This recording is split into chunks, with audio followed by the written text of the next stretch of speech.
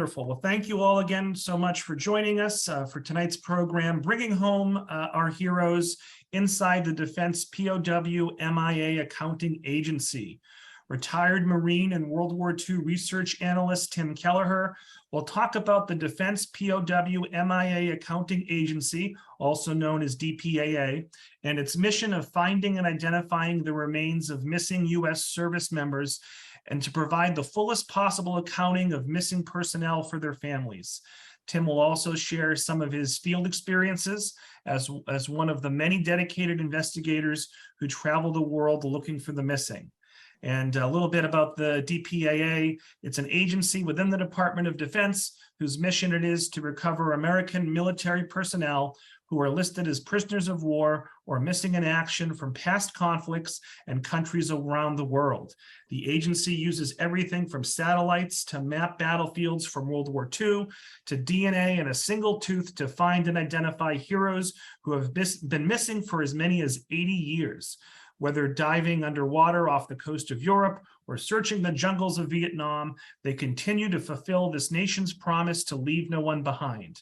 The DPAA laboratory in Hawaii is the largest and most diverse skeletal identification lab in the world and is staffed by more than 30 anthropologists, archaeologists, and forensic odontologists. And I did also, before I introduce Tim, I did want to give a shout out and a thank you to Lieutenant Colonel Tamara Fisher-Carter for helping organize tonight's event. So all 50 of us or so who are watching live and the many others that will watch on demand, let's give Tim a big virtual round of applause for joining us tonight. And Tim, you can take it away. I'm going to spotlight you and I'm going to share my screen. One moment.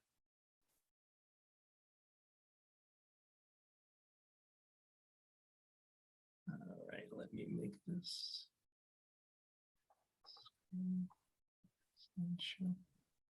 All right, how's that, Tim? Can you see it? I can see it, yes. Thank you very much. So a little bit about myself. I was born in Stoughton, Massachusetts. I grew up in Brockton, Massachusetts. I'm a 1988 graduate of Brockton High School. I joined the Marine Corps right out of high school in 1988.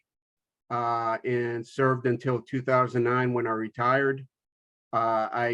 During 1995 to 1999, I got assigned to a task force called Joint Task Force Full Accounting, which was a predecessor, or actually a predecessor of the unit that was a predecessor of DPAA. So I go back almost 20 years in this mission, 30 years actually. During that time, I was a field analyst investigating cases in Vietnam, Laos, and Cambodia. I did 14 missions. And when I retired, and I served as a contractor for a couple years, and then an opening came up for a research analyst with DPAA, and I was hired. I've been with the agency for 10 years now. I have done approximately 16 missions, mostly to Burma, and I serve currently as the field research or the research analyst and investigator for the countries of Burma and India in the CBI section. So that's a little bit about myself. I'm really happy to be here and let you guys know about our mission. DPAA is made up of approximately next slide, please.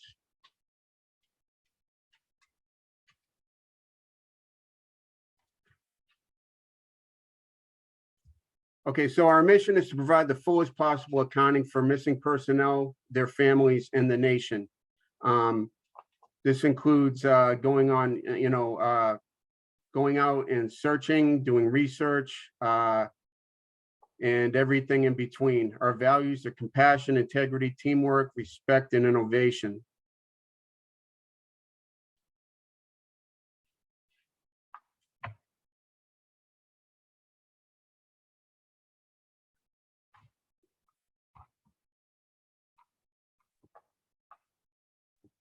And our values are straightforward. We anchor our efforts on a strong teamwork and innovation to continue to expand and challenge the limits of what's possible scientifically while maintaining the highest standards of integrity, competence, in our laboratory and field work.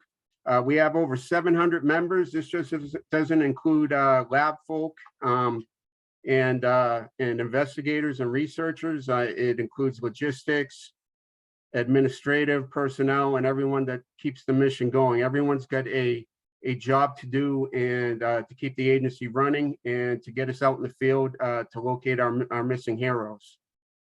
Next slide, please.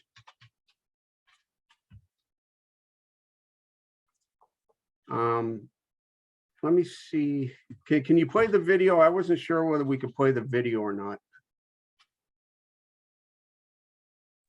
So Tim, when I shared my screen, I'm not sure I was prepared to share a video. Okay. My fear is it's not going to work. What I would suggest is let's go through your presentation, and then if there's time at the end, we can try the video. That's fine. That is fine. Next section, please. Our next slide.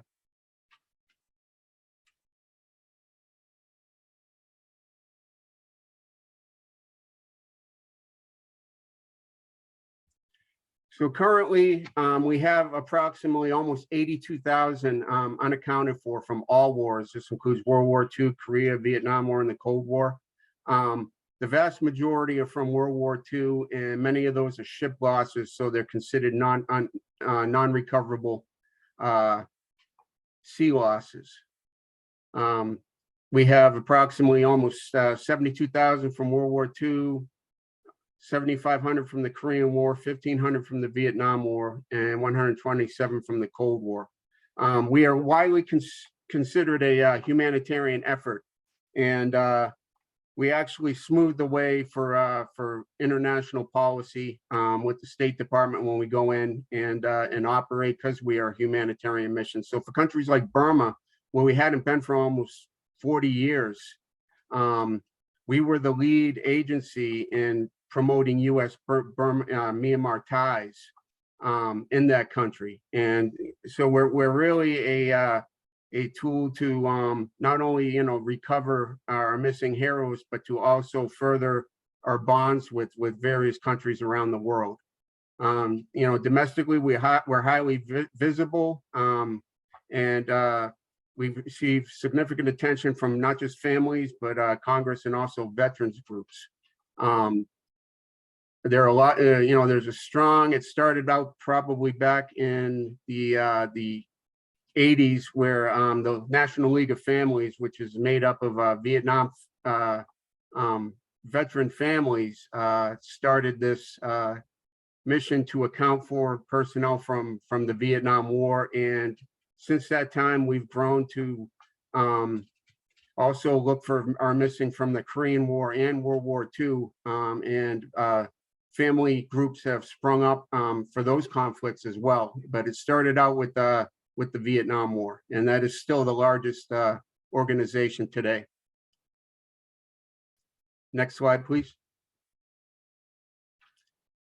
So the accounting basics, who are we looking for and where are they? It starts out with research, historical research, in order to identify where these individuals we think they went missing,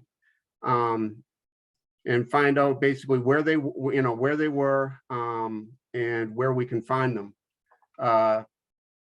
Starts out with historical research, and there's a lot more to it than that. Before we go out in the field, we have to justify, because we're spending government money, basically whether a case is good or not, whether there's going to be an end state or not. So when we start out, we do our research, we write a report called a case narrative, and that goes through peer review, and it goes through several checks and balances. And once we get that done, if we think the case is good and we want to move it forward, we'll write an investigation proposal, which is merit-based, and it involves everything from not just the research, but also the logistics involved, host nation cooperation, and all of that, in order to get the case out the door and get it to the field to investigate it.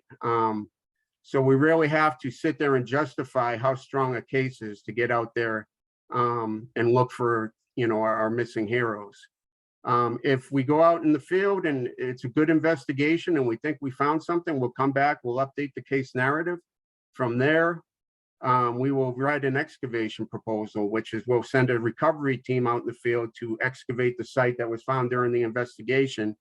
And the excavation proposal basically justifies, once again, based on merit, whether we can go out there and, put resources towards trying to recover the individual from the case. So there's a lot more that goes into it than just historical research. We really need to justify the strength of the case and whether it's worth putting our limited resources in order to recover the individual. There has to be a likelihood of recovery. Next slide.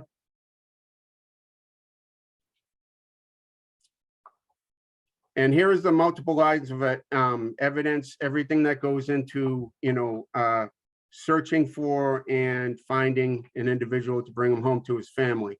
There's the historical background, which I already covered. There's archaeology when we send out recovery units, and also investigation teams. We always have an archaeologist or anthropologist with us to go out when we survey a site where we think a missing individual is located. So it's not just the investigator. We go out, teams are made up of the team leader who's responsible for the health, safety, and direction that the team is going to move in. We consider material evidence that's found at the site, whether it be boots, insignia, aircraft wreckage, all that's included in material evidence. If we do find remains, we bring them back after recovery. They're sent to the lab and they run a forensic review of it.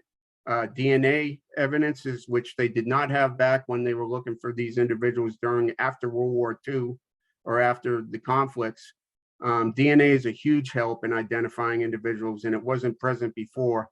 And it really helps us, especially with we refer to them as unknowns, remains that were recovered back after World War II or back after the Korean War. They couldn't identify the individuals based on their forensic study, but DNA is helping us to identify those individuals where traditional means weren't enough to identify them. So all these multiple lines of evidence are used in identifying an individual. Next slide. Developments a note. During the pandemic, we were basically shut down. All our missions in 2020 were basically canceled due to the pandemic. But we did have other avenues to try to still identify individuals during that time. The USS Oklahoma, which was sunk across Ford Island from the Arizona, had a lot of unknowns, 388 basically buried in the National Memorial Cemetery of the Pacific, which we call the Punch Bowl here in Honolulu, Hawaii.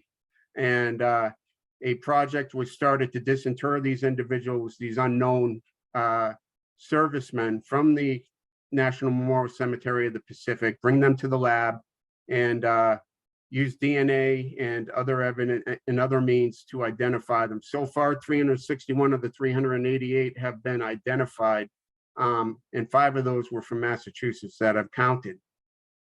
Also, during 2018, North Korea handed over 55 boxes worth of remains to the U.S. government, and 82 IDs have been made during that time in the years since. We continue to have increased interest and support from Congress at the behest of the family organizations that lobby for us to be able to do our mission and bring back their loved ones. And in FY21, fiscal year 21, teams were in 27 countries, and we made a total of 142 IDs. Along with the Oklahoma project, we had a project called the Machina Disinterment Project. And This was from the Battle of Machina in World War II up in northern Burma, in which 104 sets of remains, all unknowns, were brought back. They were initially interred in 2 cemeteries in India, and then they were brought back to the Punch Bowl, the National Memorial Cemetery of the Pacific, and buried there as unknowns. We have 104 missing individuals from that battle, and 78 sets of remains were brought back from Burma and interred in the cemetery. And since 2018, we've been disinterring those, and we've made 5 identifications so far from the Battle of Machina. Partners are a huge part of our mission. We've really reached out to various universities, rescue groups, as well as contractors for help with both research and field investigative work. And those partnerships are a force multiplier, and they continue to let us do our mission even when we can't get teams out in the field, organic teams from DPAA out in the field. We can increase our missions through the use of partnerships, both with universities and, as I said before, other entities like rescue groups that have mountaineering training, and they can go up there in the mountains and look for cases that we submit to them as well. Next slide. So, being from Massachusetts, you folks probably want to know the numbers of missing. We have 2,662 from World War II, 186 still missing from the Korean War, and 25 from the Vietnam War. In the CBI section, which I'm a part of, China, Burma, India section for World War II, we're missing 16 from China, 28 from Burma, and 13 from India. And I'll go over 2 cases. They're not Massachusetts natives, actually. They're from New York. We haven't had any IDs of Massachusetts natives from the CBI theater, but that's my my position, and so I'll cover what I know, which is cases in Burma and in India. Next slide, please. This first one is First Lieutenant John J. Heffernan. He was the navigator on a B-25 medium bomber, which you can see in the upper right, and he was killed on a bombing mission to Maniwa from India, from an air base in India on 22 February 1944. He was part of a 2-ship convoy or flight to bomb the Maniwa railway yards in order to interdict the rail lines, the Japanese rail lines of supply throughout the country. During the flight, they saw a river barge on the west side of the Chindwin River, and it was a target of opportunity. Maybe they were concerned that they would notify ahead of their bombing mission, so they decided to strafe the barge. Lieutenant Heffernan's aircraft crossed the river from east to west to strafe the barge, and I was told when I investigated this from an individual, an old man that was there at the time, that the Japanese lieutenant was hiding behind a tree and shot the fuel tank of the aircraft. The aircraft did a shallow dive into the ground, which caused it to go almost a quarter mile inland, rolling end over end. The plane disintegrated, all aboard were killed. A lot of the occupants were flung out. And after the crash and there's a picture of the crash site from World War II archives down below. You can see the river in the background and see how far inland it went. When the fire stopped, the Japanese units in the area instructed the villagers to bury the crew where they lay. Most of them were around the wreckage, and they, afterwards, AGRS, the American Graves Registration Unit, that was the organization after the war that was charged with finding missing Americans, whether it be from the Battle of Machina, land battles, or aircraft crash sites, to find these sites and recover the remains of missing Americans to bring them home. They visited this site 3 times and were never able to locate any of the crew. The locals actually erected crosses over where they said the crew were buried, but when AGRS, the teams dug underneath those crosses, they never found anything. Another problematic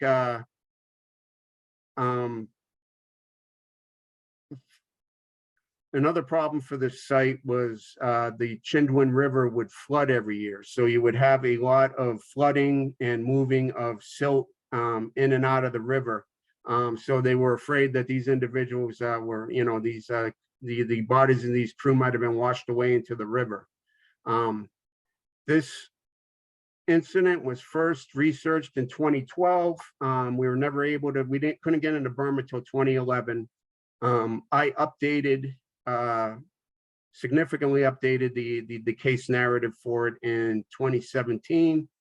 In 2018, we went out and investigated the site. We dug down a good ways, maybe 2 meters, through sterile soil and found small amounts of aircraft wreckage. So we know we had a site, but it's a very large site, and we were still unsure where to look.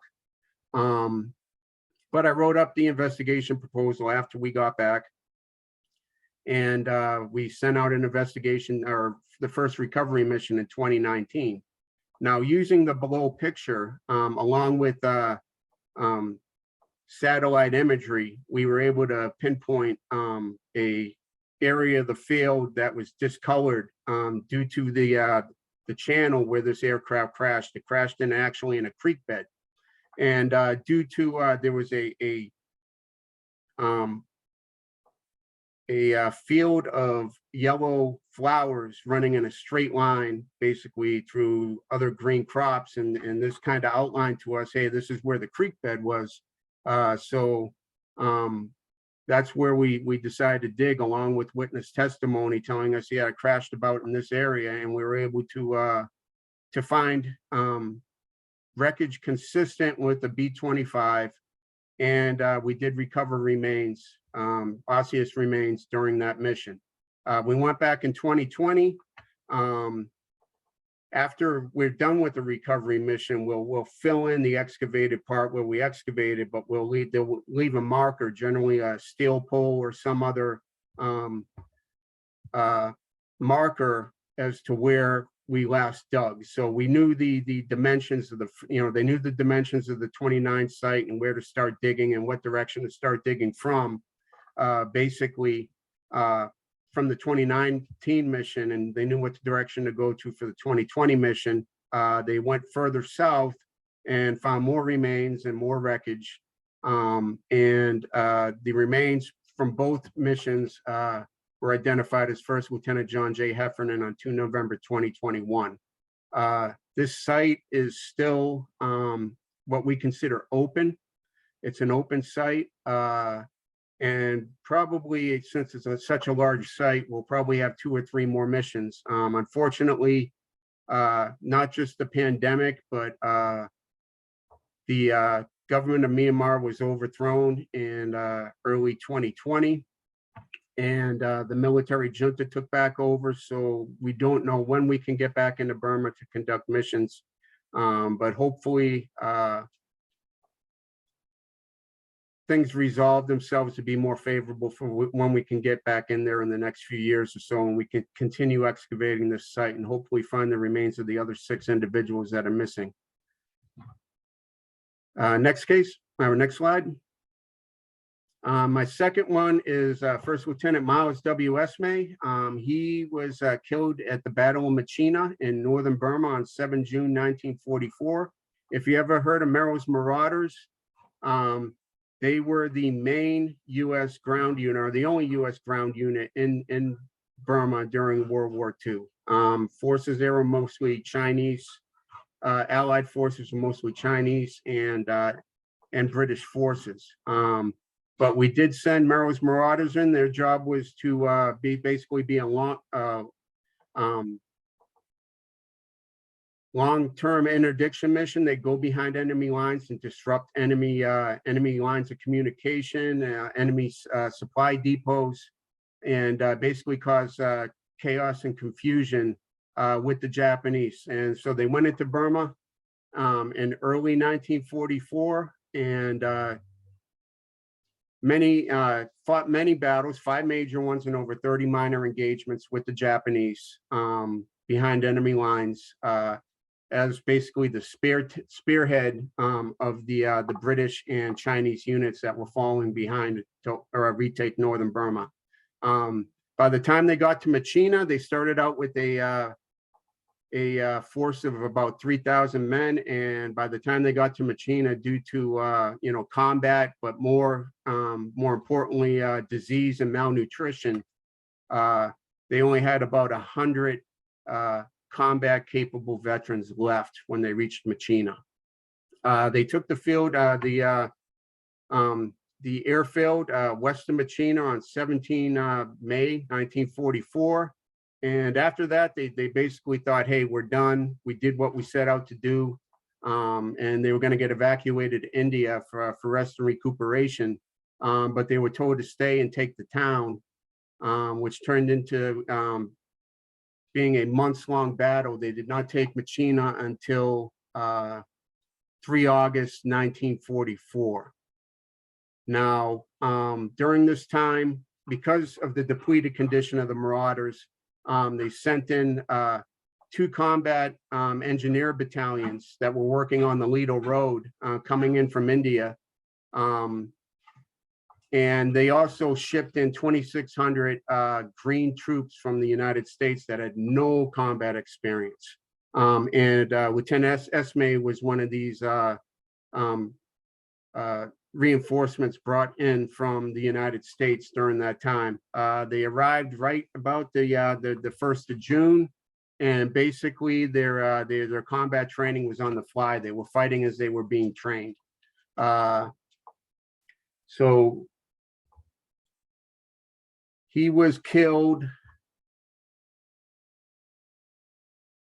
I think, on 15 June 1944. You can kind of see the battle map down there. I basically took a map of Machina and drew boxes and lines to indicate where the forces were. Chinese regiments were brought in to take the town as well.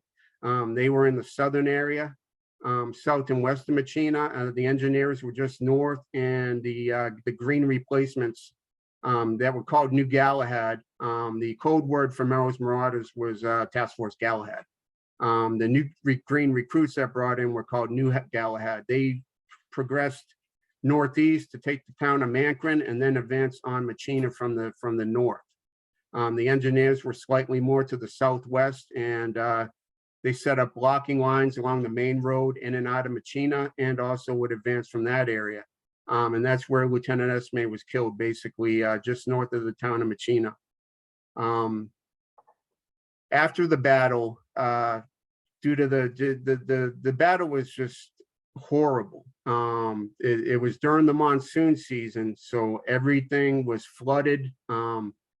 Disease and malnutrition was still running rampant, and a lot of these green recruits started to succumb, just like the old Marauders did, to malnutrition and disease. And due to the chaos involved with the battle, with the monsoon rains, many of the remains that were buried weren't properly marked, and many of them, as a result of this, became unknowns.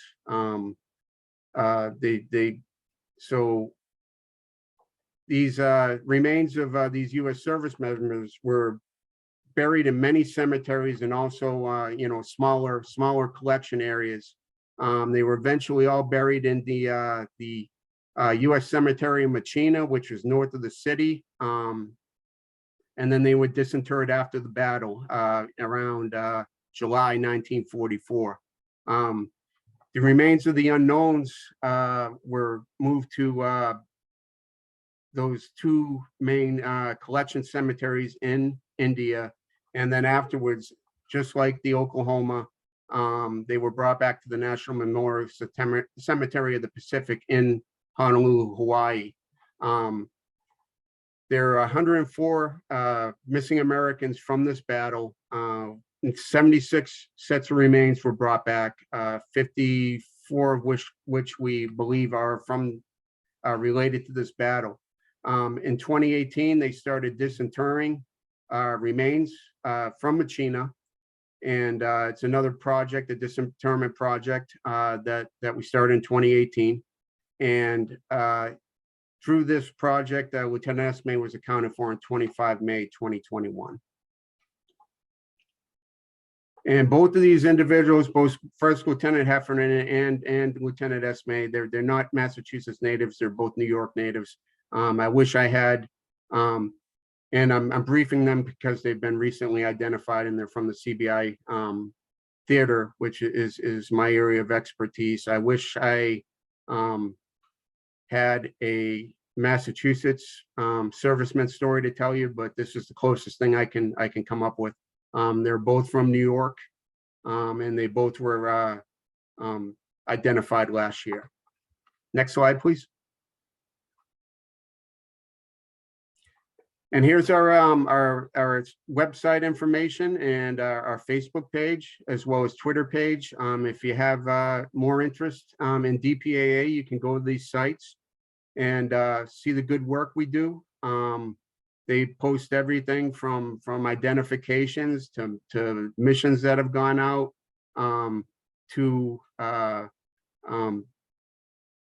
talking about the people that work for DPA and what they do. So if you have more interest in our agency, you can go to these sites and learn more about us. So Tim, before we get to the Q&A, let me attempt to play that video. So I'm going to stop sharing for a moment. Okay. Okay, and then bear with me. I'm going to bring this back. I'm not sure it can play or not. I hope it can, but it is on our website, I believe. Lieutenant Colonel Fisher Carter probably could add, but I believe it's on our website. Yeah, no, I'll be able to play it. Just one sec. Let me get to the right slide.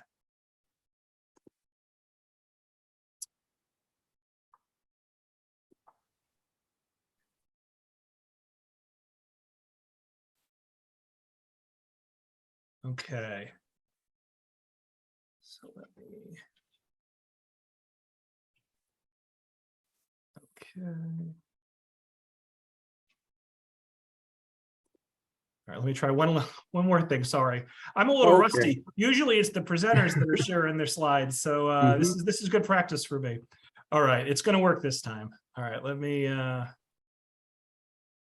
make sure this is full screen.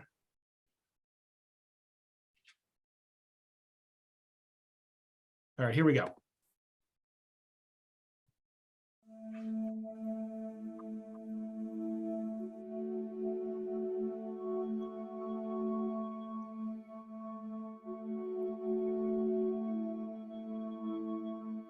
We write no last chapters. We close no books.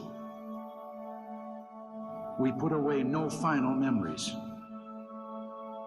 An end to America's involvement in Vietnam cannot come before we have achieved the fullest possible accounting of those missing in action. Why keep searching? The answer is simple. You never leave a fallen American behind. The mission of the Defense POW MIA Accounting Agency, or DPAA, is to provide the fullest possible accounting for our missing personnel to their families and their nation.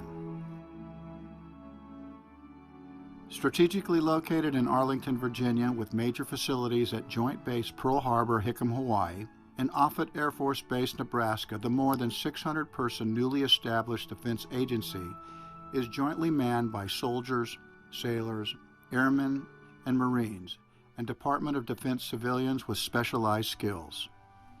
Researching, recovering, Identifying and ultimately returning an individual to their family begins with analysis and investigation. The DPAA experts begin the search by studying all known information regarding the circumstances of each loss. Historians and analysts gather information from U.S. veterans, foreign witnesses, archival records, and other sources. They then create a case file for each unaccounted for American. This file may include historical records, official correspondence, maps, photographs, daily activity logs, and medical and personnel records of the missing person. These files are continually updated until an identification is made. Once the research has been done here, and we get the command's approval, we send out small teams. It could be up to 2 people, it could be a 10-person team, conducting interviews at a villager's house, at a district office, or in a combination of going to the site first and then conducting the interviews on site. Once all available information is analyzed, a decision can be made to disinter individuals buried as unknown or conduct field investigations. During a typical investigation mission, personnel interview potential witnesses, conduct on-site reconnaissance, and survey terrain for safety and logistical concerns. Teams also try to generate new leads that may result in future recoveries. The main goal of the investigation is to obtain enough information to correlate or connect a particular site with one or more missing Americans. If enough on-site evidence is found, the site will be recommended for recovery and excavation.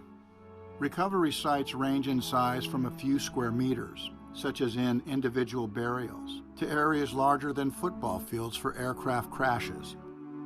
DPAA may hire as many as 100 local workers to help with the excavation process. This job has so many benefits.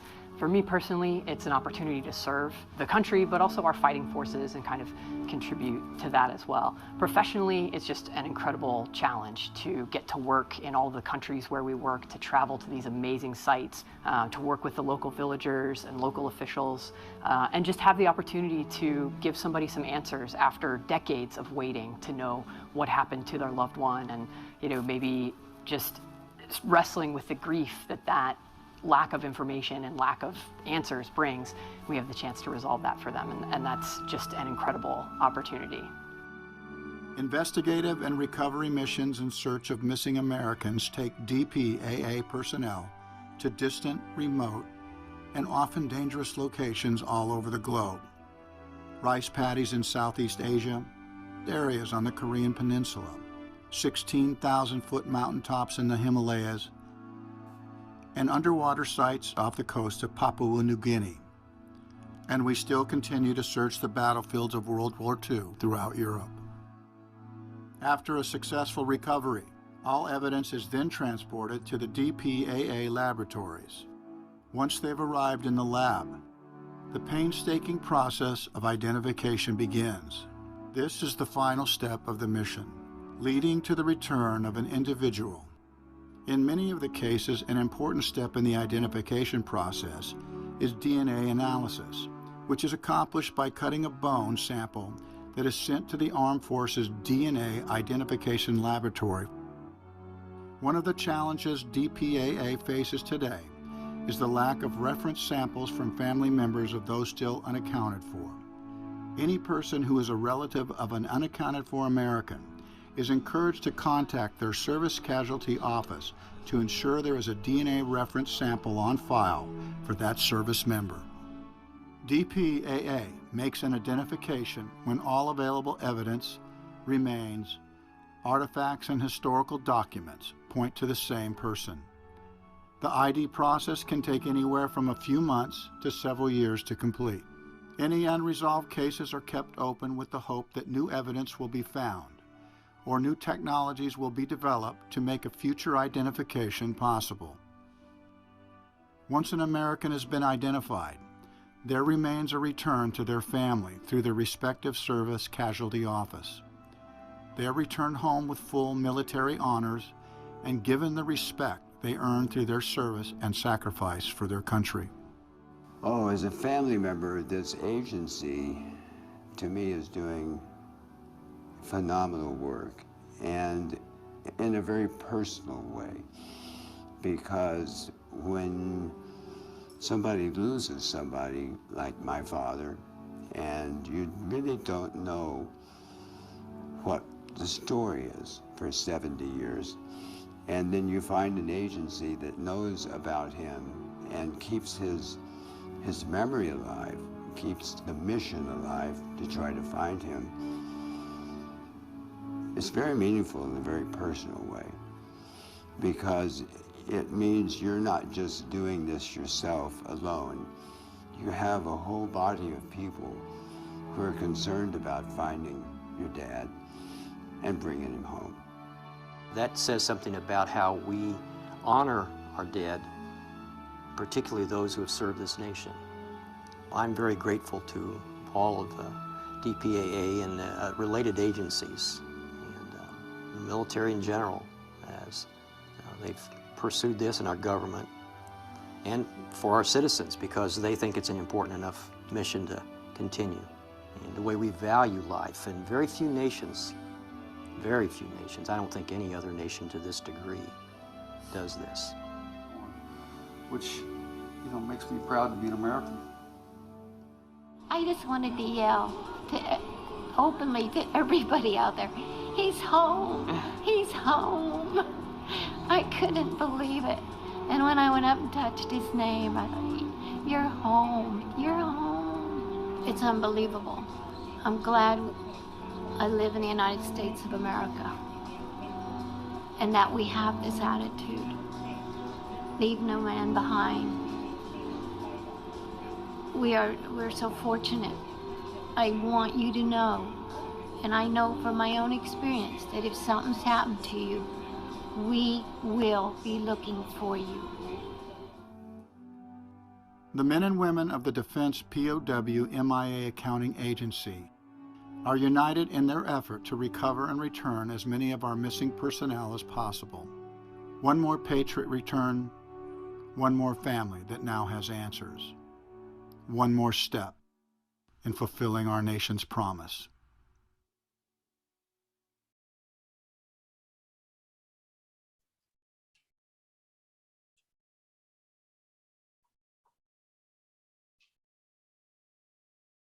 Okay, I'm glad the video played. Kevin Costner is a much more eloquent narrator than I am, and I can't describe what we do any better than what's in that video. I'm really happy that I actually had a few scenes in that video.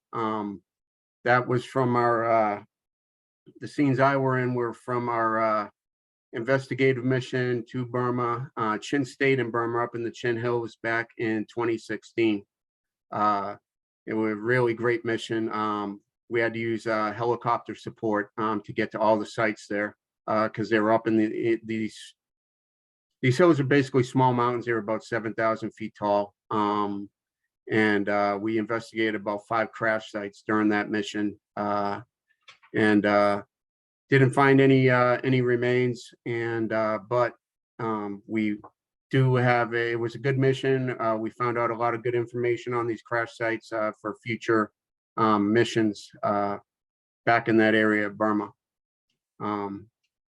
But I'm here to take your questions from here on out.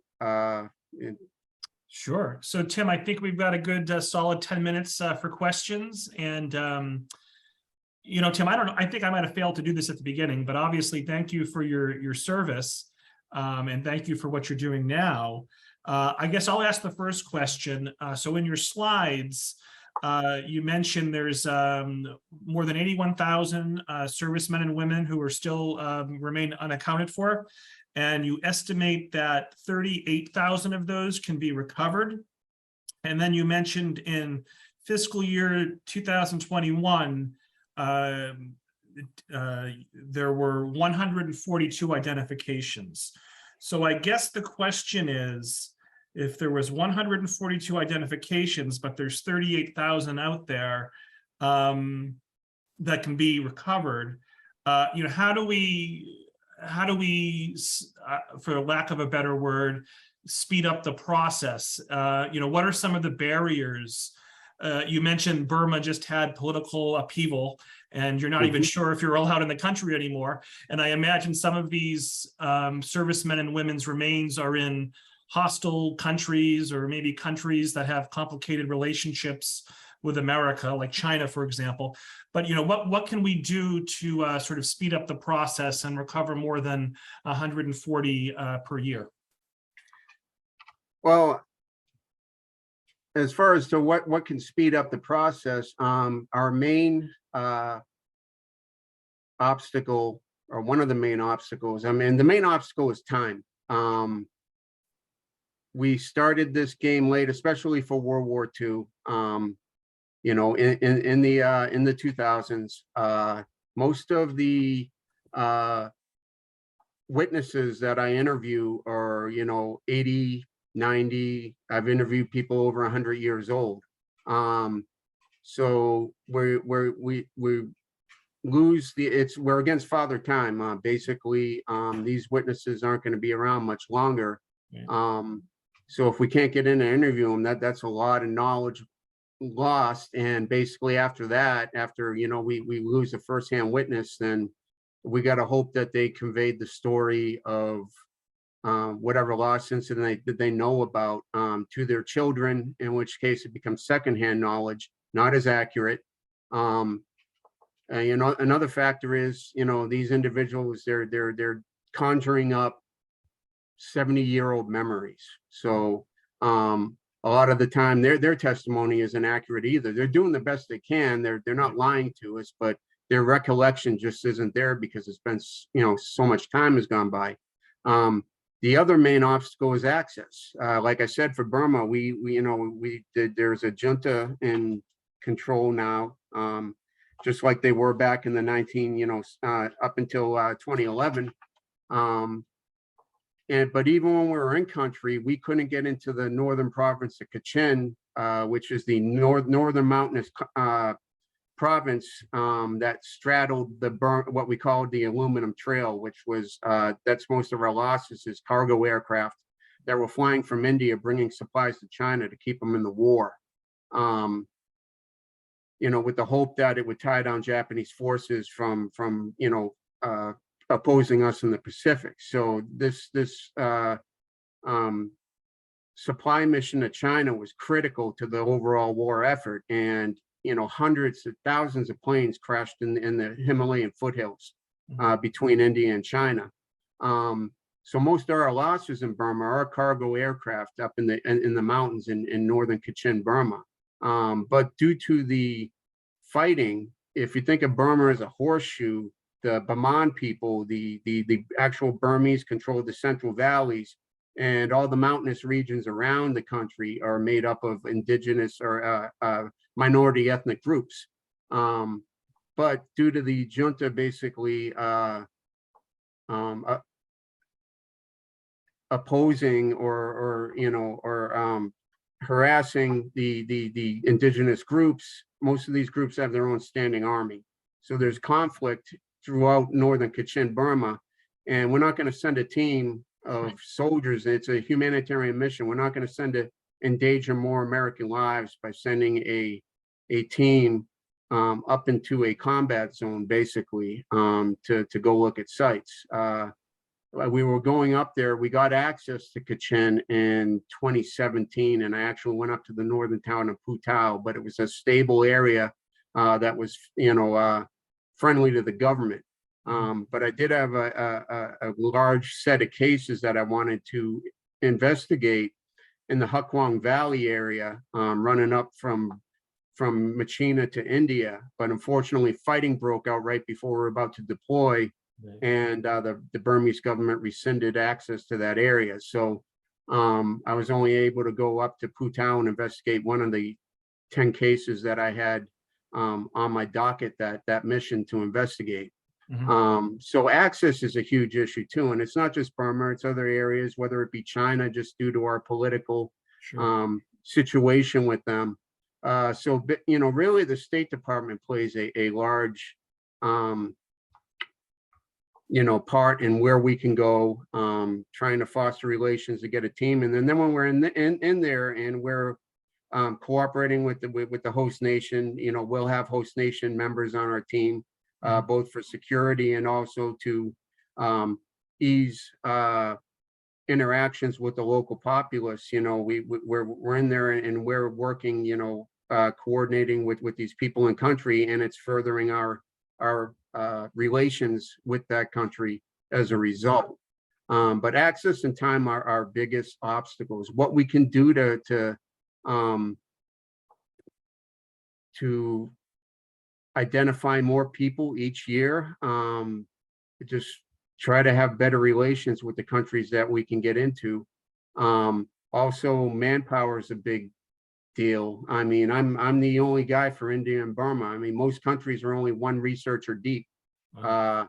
We only have so many teams that we can send out every year, and that's why partners and partnerships and innovations play such a big role for us now. We partner with these universities, and that's the reason why, so we can send out more teams, and it's a force multiplier for us. So through these partnerships, and like Vietnam, we partner with the Vietnamese have an agency as well.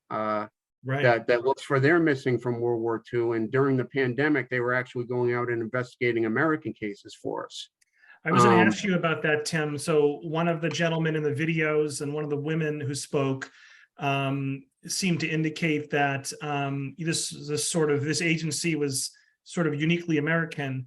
But what I was wondering, are there any other countries that have their own version of a DPAA? The Australians have a fledgling organization. It's really small. It's only maybe a dozen people that is looking for their missing from World War II and Vietnam. And they basically concentrate on World War II cases. They concentrate usually Papua New Guinea, which is where they did most of their fighting during World War II. So I know the Australians do. As I said before, the Vietnamese government formed their own, agency as well to work alongside us in country, and they send people out, representatives out with all our teams, but they also look for their own missing from that war as well.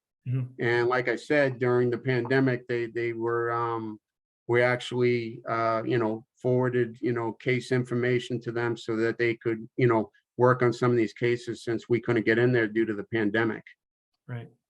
So Tim, So- didn't mean to interrupt you. Go ahead. Oh, no. So, I mean, partnerships, with universities, with archaeological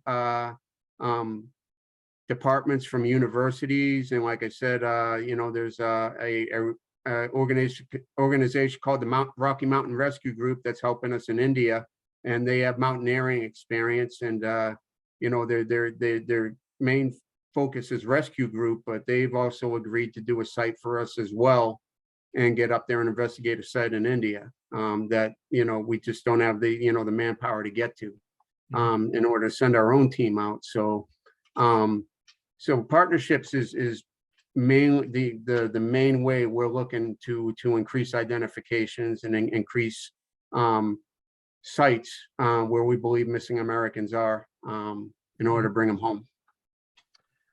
Let's see here. Tim, so Pat says, thank you for your service. Michelle says, great presentation, such a great mission for family closures. Corinne says, it's a very important job that you were doing for families. Rosamond says, thanks for a great program and all the work you do. Gerard says, this was very thorough and interesting. Thank you.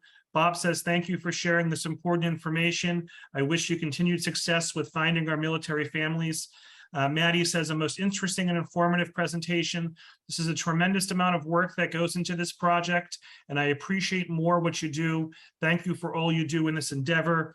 Catherine says, thank you for this information. I've heard of DPAA, but never really understood the depth of effort and all the work that goes into it.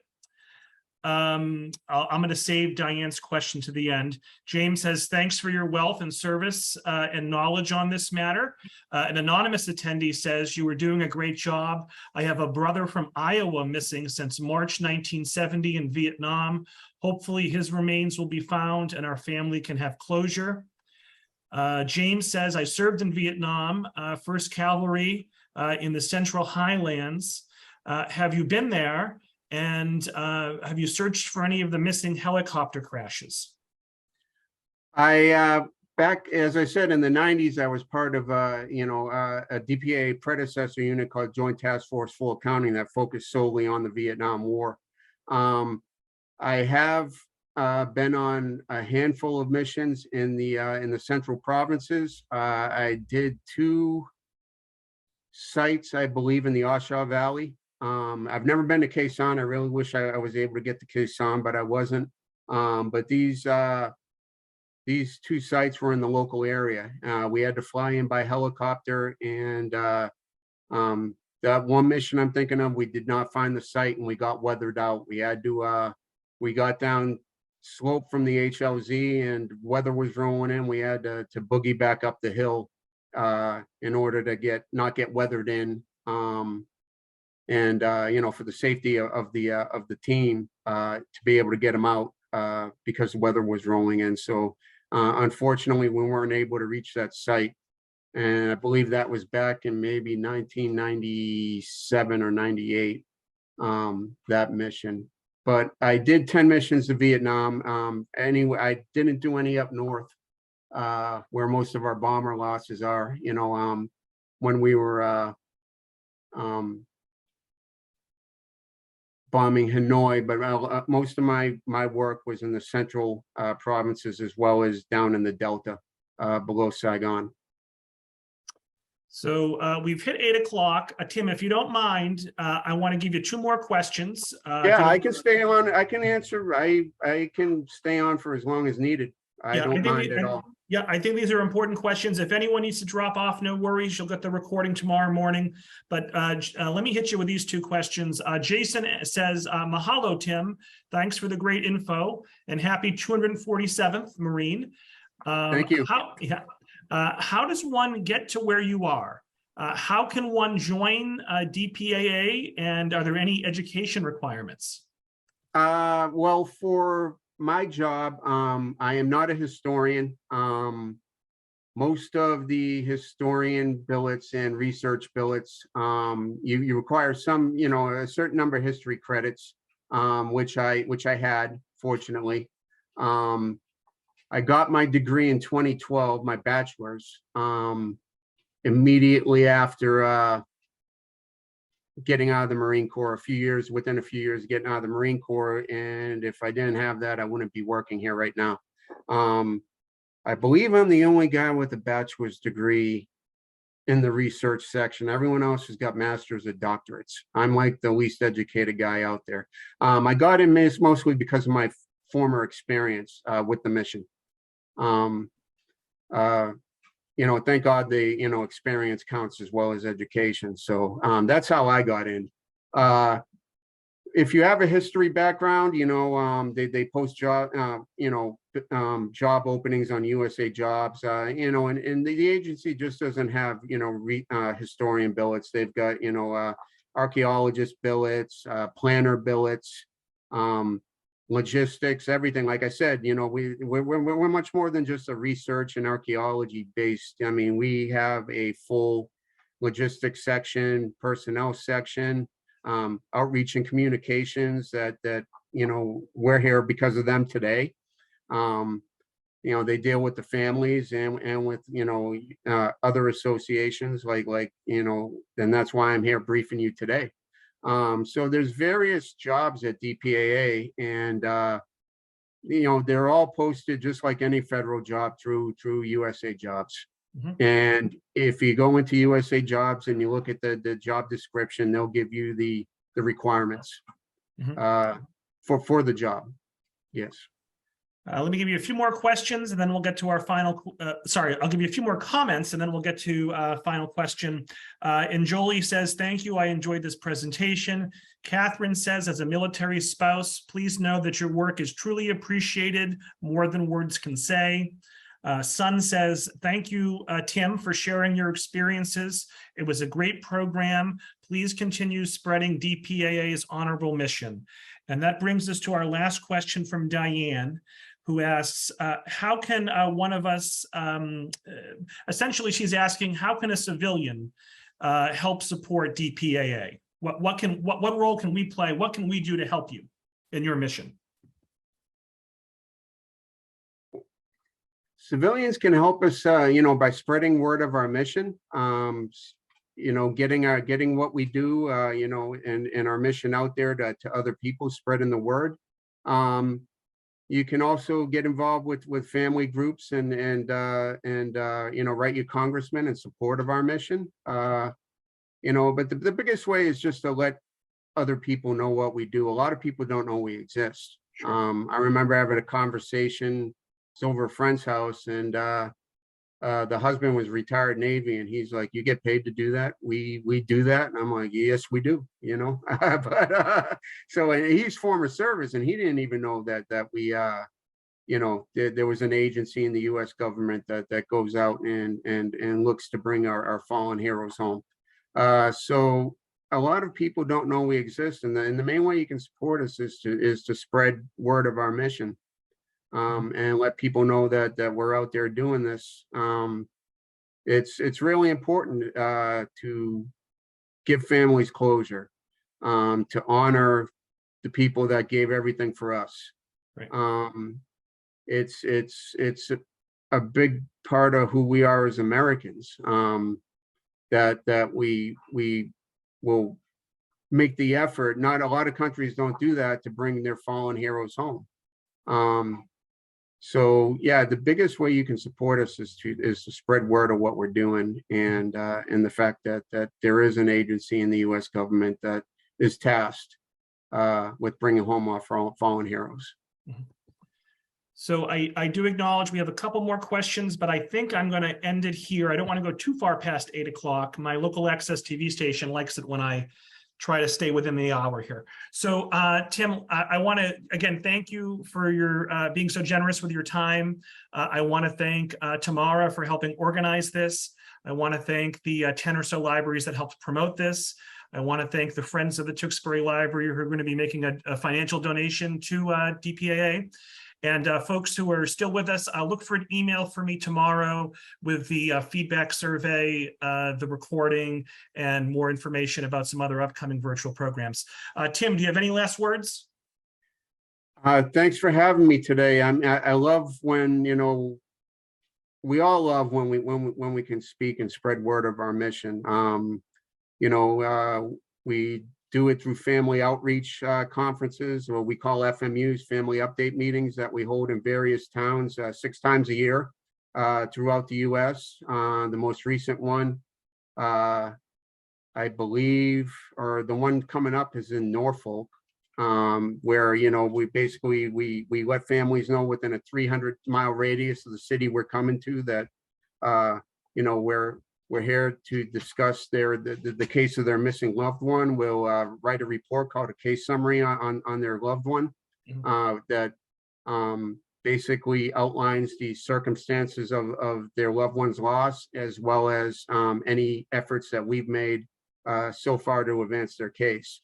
So we do a lot of this work through family outreach. But it's really special when we can talk to an organization like yours that's just interested in our mission. And I was more than happy to come on today.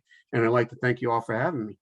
Great. Well, thank you all so much. Thank you in particular, Tim. And I hope everyone enjoys the rest of their night. Have a good day. Bye-bye. Thank you, folks. Go Pats.